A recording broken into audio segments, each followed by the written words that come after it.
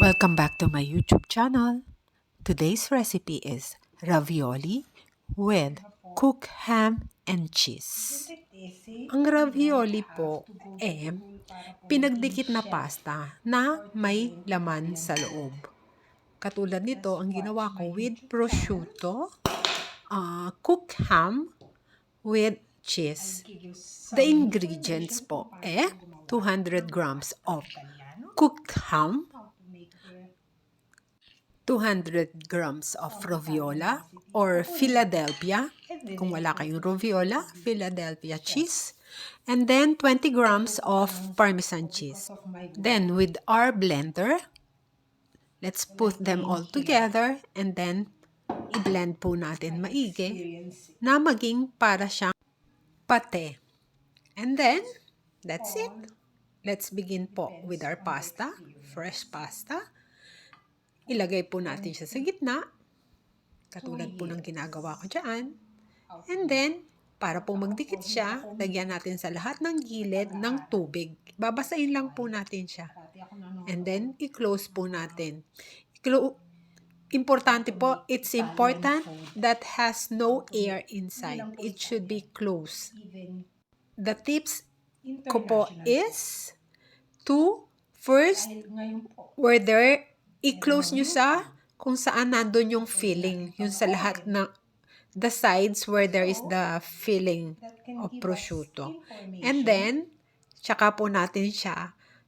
And then, we close all the sides. To avoid the air inside. Importante po, walang hangin sa loob. Then, when it's all closed, itap. Now, when it's all closed, let's cut with our cutter, all sides. Just a rectangle po siya. Rectangle, or you can make triangle. It depends on you. If you have what you want na figure niya. And then, that's it. Our ravioli. Ravioli with, it's an Italian pasta with cooked ham and cheese. Voila!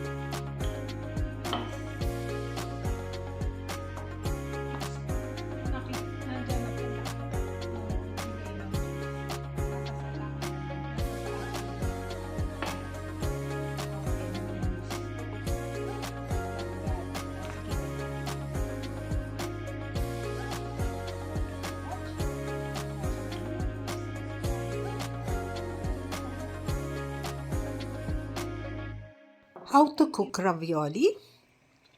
Just boil water.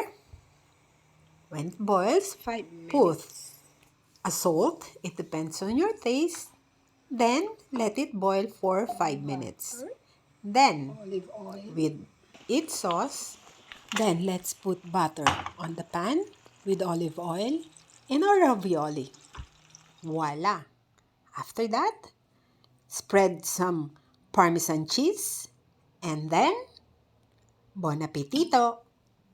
If you like this video, please subscribe to my channel, share, and like. Thank you for watching. Grazie. Arrivederci.